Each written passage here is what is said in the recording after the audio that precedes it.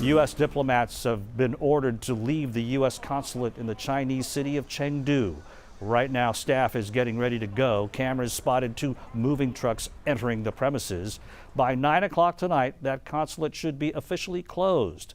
China's move to shut it down is in retaliation for the U.S. ordering the closure of the Chinese consulate here in Houston last week.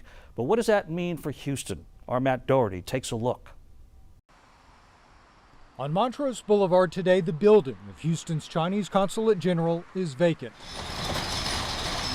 Friday was move-out day for the diplomats. The State Department claimed last week it was a hub for Chinese spies.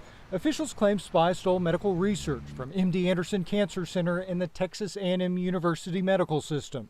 Senator Ted Cruz spoke to Face the Nation from Houston this morning. And will more consulates be closed? Well, they may well be closed.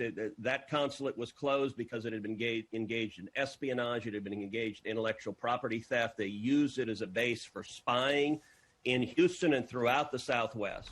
But the full impact these international events will have on the lives of Houstonians is yet to be understood.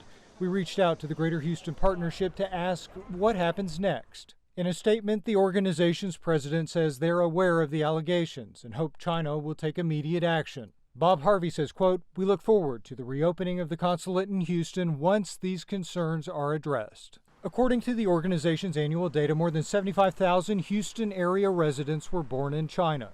China is Houston's third largest international trade partner. Houston's trade with China has nearly doubled over the last decade, but in 2019 it fell more than a quarter from the year before. The partnership says the U.S.-China trade war is to blame. So will the tensions of 2020 have a larger, longer-lasting impact? Time will tell. Matt Doherty, KSU 11 News.